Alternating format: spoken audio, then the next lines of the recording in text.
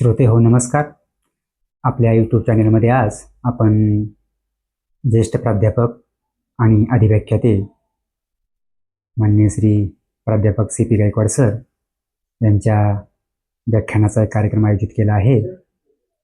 Sir हे शिवाजी विद्यापीठ कोल्हापूर या विद्यापीठातील श्री संपतराव माने महाविद्यालय खानापूर या महाविद्यालयामध्ये अधिव्याख्याता म्हणून काम करत होते. सर 2018 साली सेवानिवृत्त झाले. सरांचा शैक्षणिक कामासोबतच सामाजिक कामात देखील सहभाग आढळून येतो.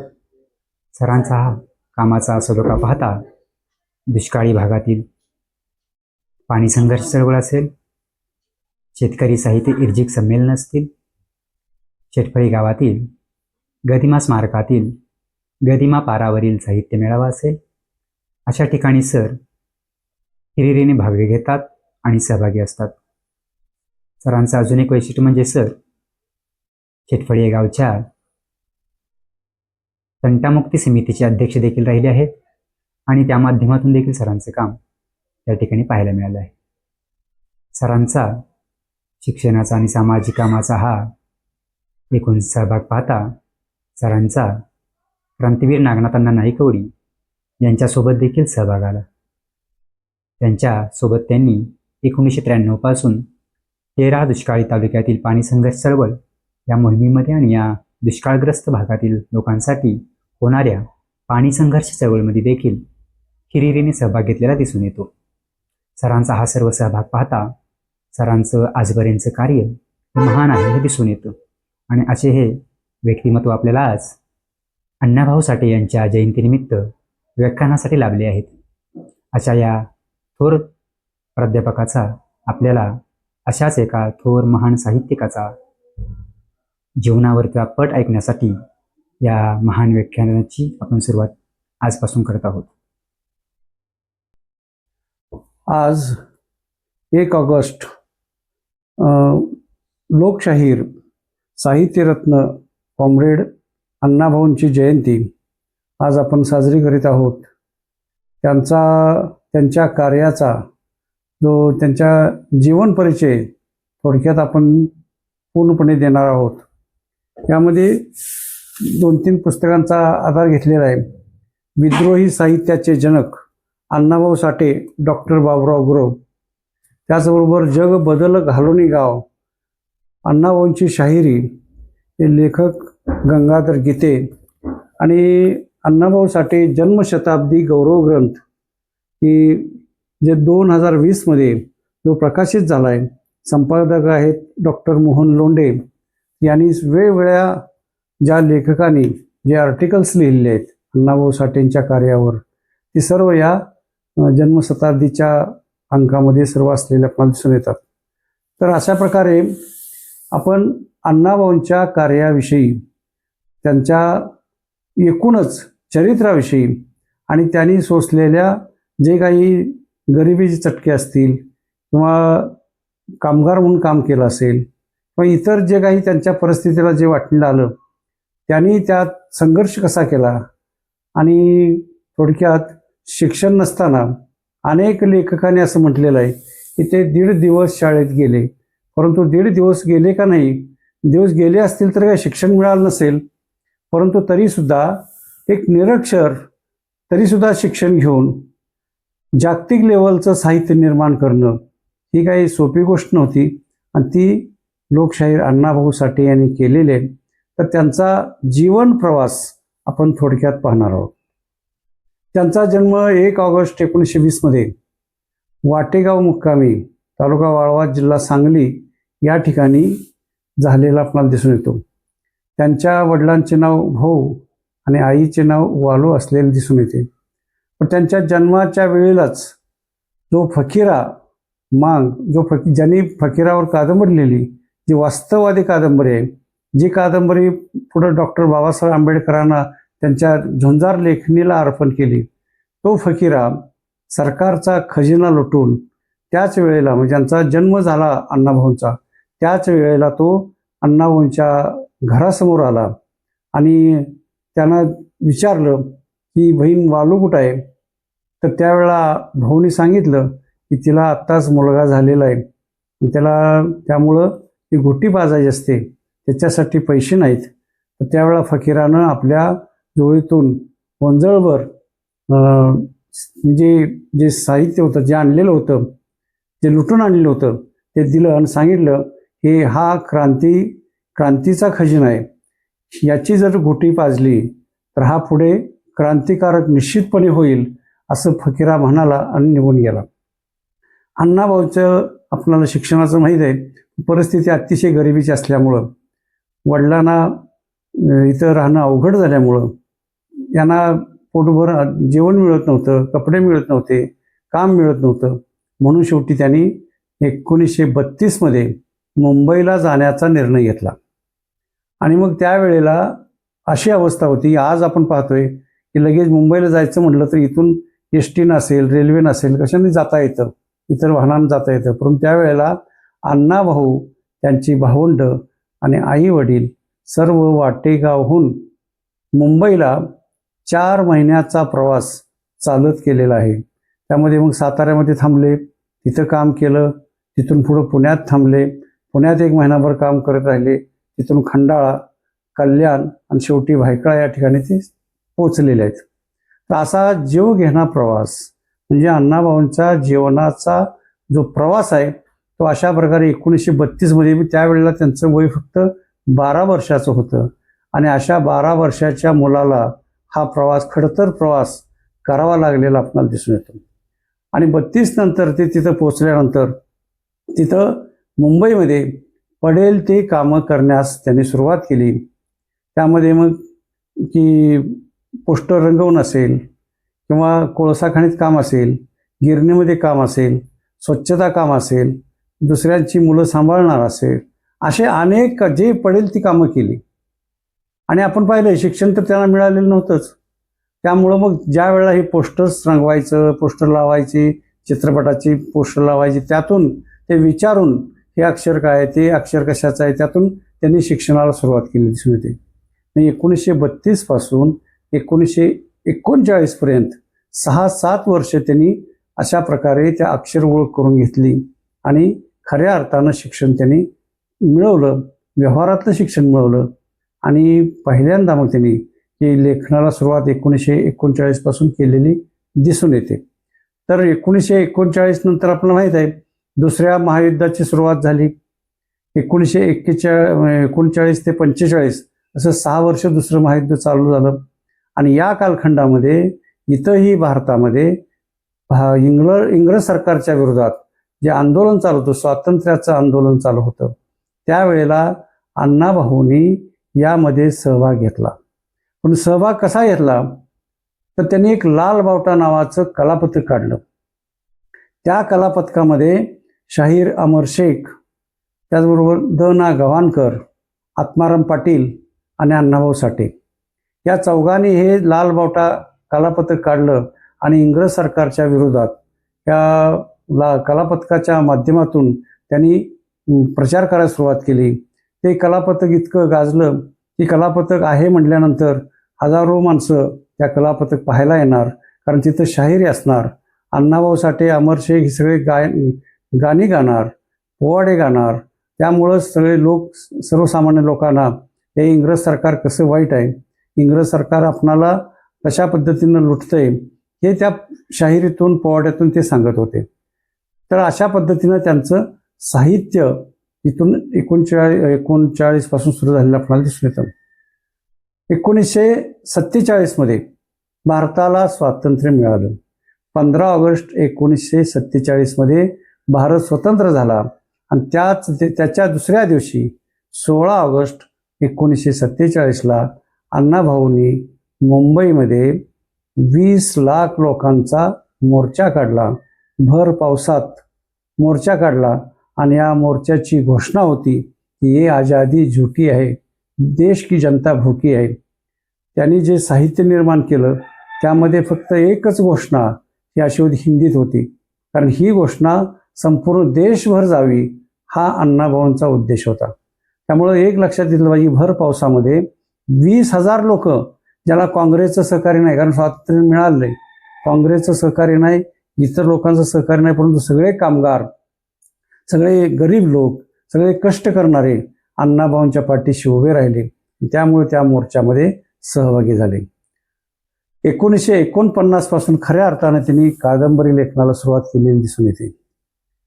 पहिली कादंबरी त्यांनी फकीरावर लिहिली आणि कादंबरी वास्तववादी कादंबरी आहे. इतर काल्पनिक जगातलं मनोरंजनात्मक काही त्यांचं लेखन नाही. जे वास्तववादी आहे, जे प्रसंग घडलेले आहेत, जे त्याने पाहिलेले होते तेच प्रसंग मांडले.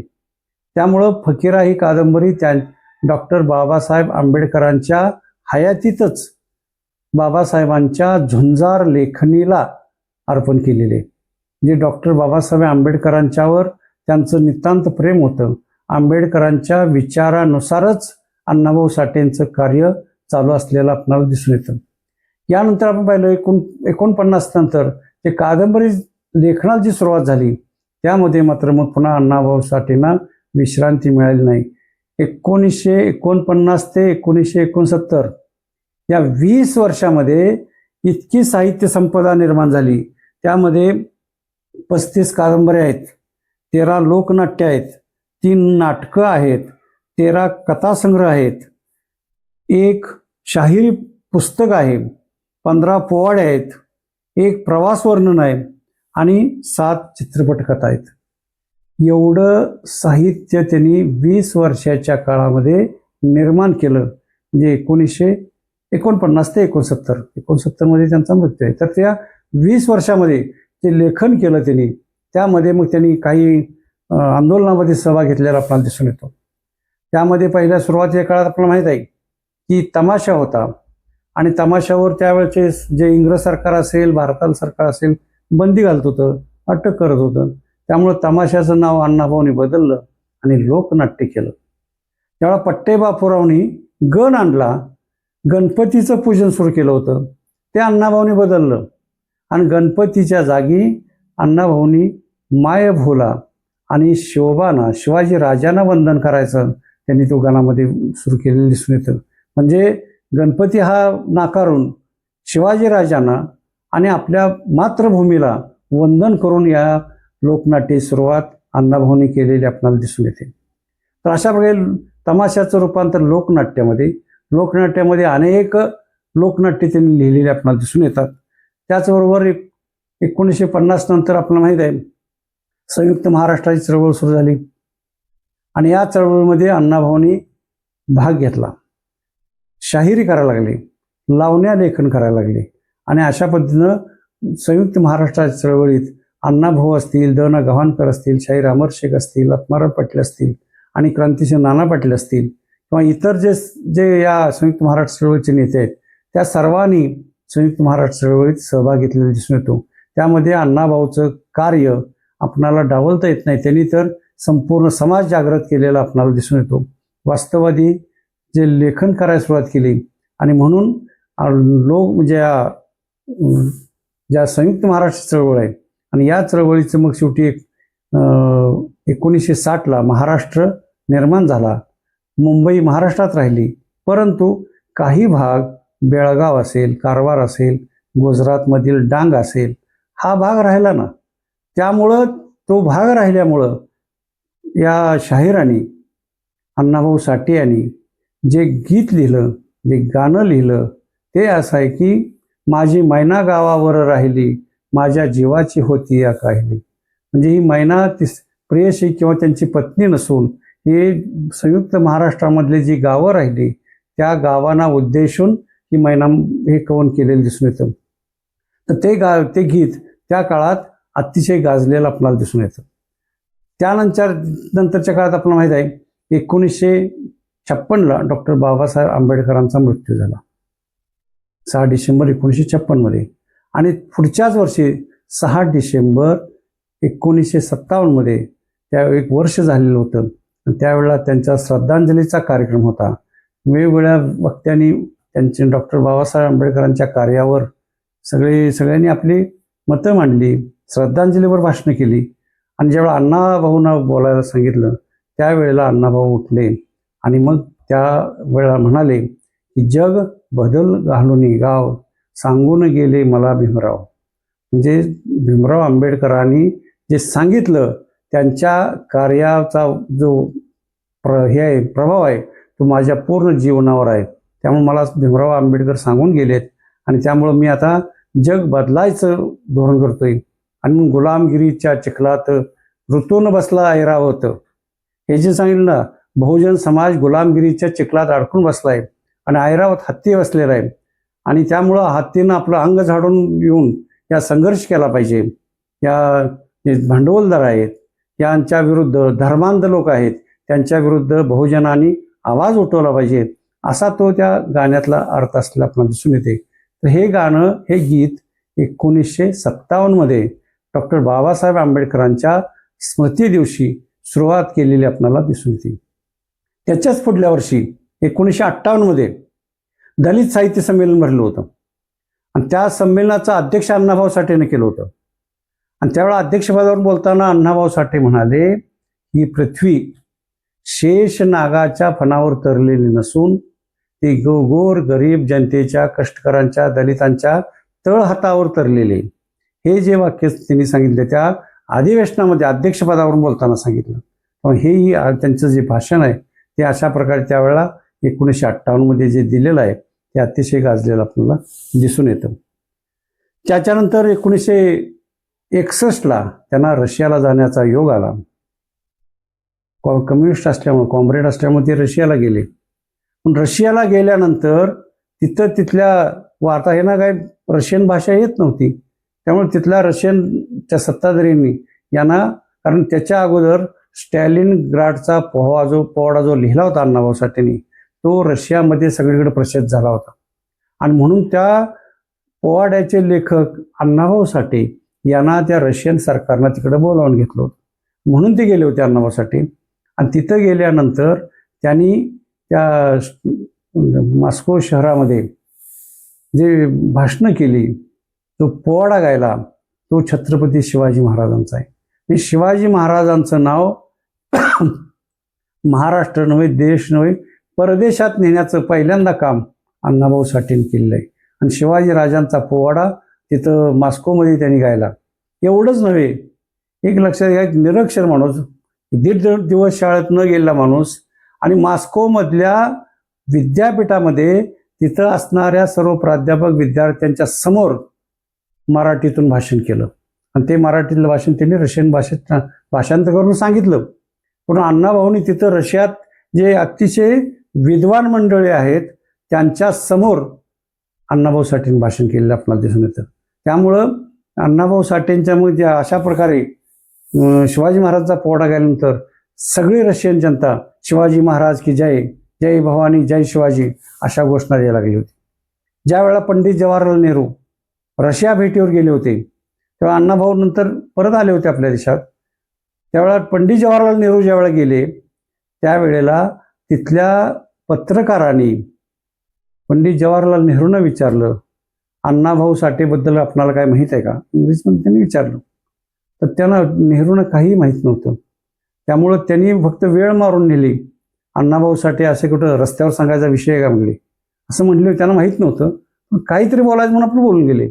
आणि तिथं गेल्यानंतर त्यांनी यशवंतराव चव्हाणांना फोन केला की अण्णाभाऊ साठे कोण आहेत, इथं सगळे जय भवानी, जय शिवाजी म्हणतायत, शिवाजी महाराज की जय घोषणा देत आहेत, आणि हे इथं शिवाजी महाराजांचा पोवाडा अण्णाभाऊंनी गायला आहे असं लोक मला सांगायला लागलेत.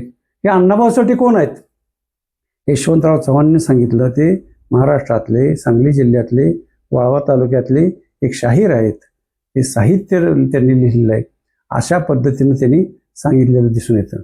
तर त्यावेळेला चव्हाणांनी त्यांना सांगितलं नेहरूंना, आणि मग नेहरूंनी फक्त त्यांना सांगितलं की ते साहित्य लिहिणारे आमच्याच भारतातलेच आहेत.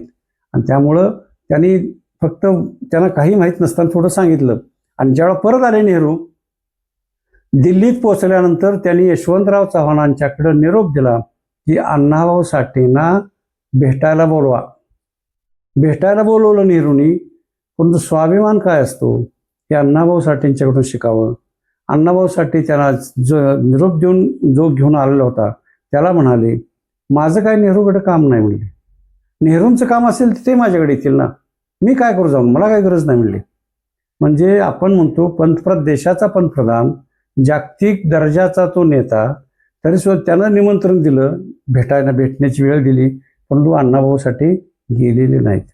यशवंतराव चव्हाणांना भेटण्यासाठी गेले नाहीत, नेहरूंना भेटण्यासाठी गेले नाहीत आणि आपले कार्य पुढे करत राहिलेले दिसून येतं. आपणाला एक माहीत आहे की डॉक्टर बाबासाहेब आंबेडकरांचा प्रभाव त्यांच्यावर असलेला दिसून येतो. डॉक्टर बाबासाहेब आंबेडकरांनी जो बौद्ध धर्म स्वीकारला होता, त्या बौद्ध धर्माविषयी जर पाहायचं म्हटलं तर बुद्धाची शपथ नावाचा एक कथा लिहिली तिने. तर ती एक लहान मुलं असते, ते रेल्वेला जाते, घरातल्याला न सांगून जाते आणि मुंबईत जाते. मुंबईत गेल्यानंतर तिथं ते म्हणतात, तुम्ही कोण आहात? आम्ही बुद्धवासी आहोत, आम्ही बुद्धाची शपथ घेऊन आलोय. आणि अशा पद्धती लहान मुलं, तुमचे आई वडील कुठं आहेत? मग ते वरळीला वगैरे होते, त्यांच्या वडिलांना बोलवून घेतलं आणि हे बुद्धाचे लोक आहेत, बौद्ध धर्माचे लोक आहेत म्हणून त्यांना तिथं रितसर पोच केलं. अशी बुद्धाची शपथ नावाची कथा त्यांनी लिहिली. मी गौतम म्हणजे सांगायचा मुद्दा काय तर डॉक्टर बाबासाहेब आंबेडकरांच्या बौद्ध धर्माचा प्रभाव यांच्यावर पडलेला दिसून येतो. दुसरा एक कथा लिहिली बघा, विठू महार म्हणून. तो विठू महार कथाच लिहिले. ते ज्यावेळेला गावातून जातो तेव्हा नवी कपडे घालतो, नवं पायतान घालतो, चालत जात असतो. गावच्या पाटलाला वाटतं ह्या महार जातीचा माणूस आणि माझ्या समोरून नवीन कपडे आणि नवीन पायतान घालून निघालेला आहे, त्याला नोकराकडे बोलवून घेतलं जातं आणि मारलं जातं.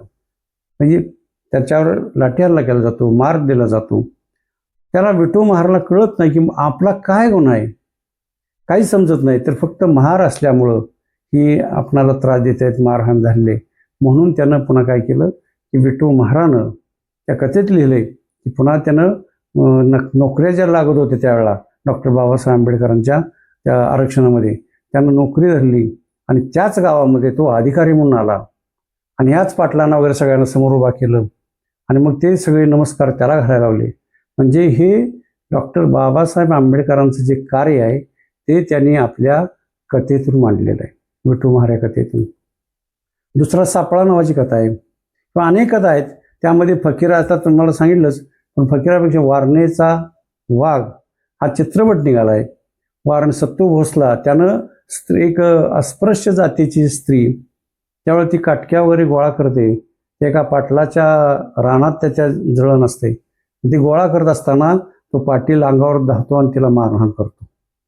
सत्तू भोसला तिथं जवळच असतो, तो म्हणतो अहो जाऊ द्या, ती गरोदर स्त्री आहे त्यामुळे तिला मारू नका म्हणतो. तरी तो ऐकायला तयार होत नाही.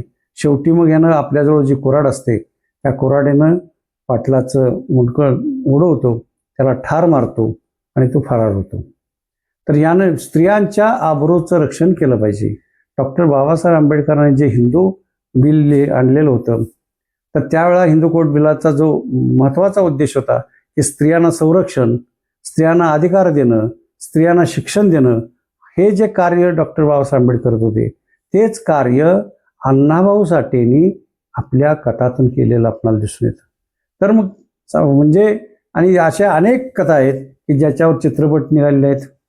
टिळा लावते मी रक्ताचा असेल, किंवा फकीरा असेल, किंवा वारणेचा वाघ असेल, किंवा माकडीचा माळ असेल, किंवा असे अनेक चित्रपट आहेत. आवडीवरून निघालेले चित्रपट आहेत.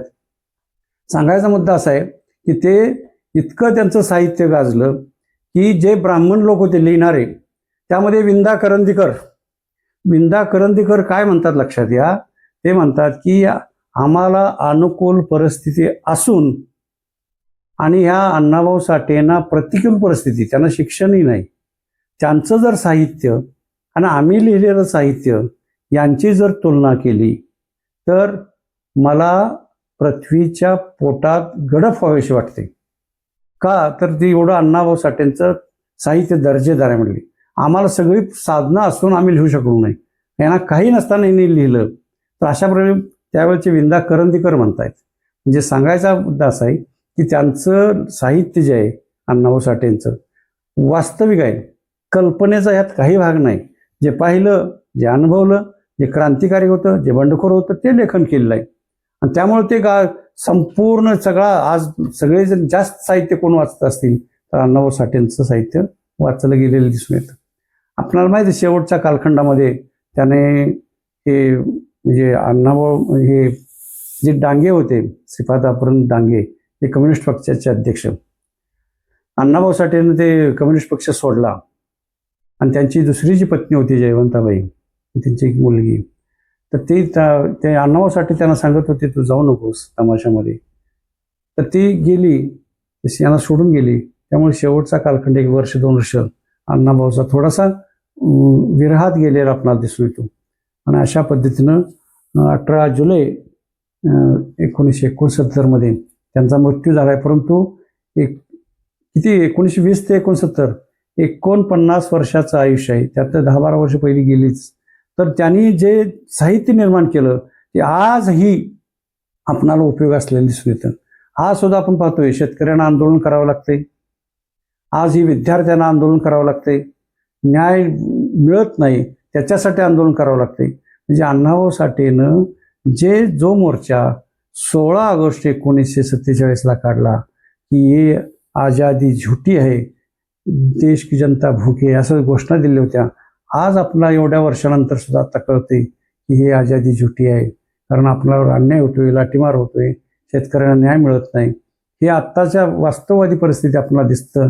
तर अण्णाभाऊपासून अशा प्रकारची प्रेरणा घेऊन आपणही या आंदोलनात सहभागी व्हावं, आपणही अन्यायाविरुद्ध लढावं, आपलीही बंडखोर वृत्ती जागवावी, एवढीच आपणाला त्यांच्यापासून प्रेरणा घ्यावी अण्णाभाऊ साठेंच्याकडून.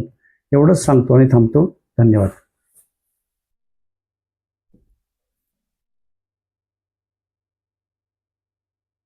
आत्ताच सरांनी आपले जे विचार प्रकट केले त्या सर्व विचारावर आणि त्यांच्या एकूणच वाणीवरती आणि त्या संपूर्ण भाषणावरती आम्ही आनंदी आहोत.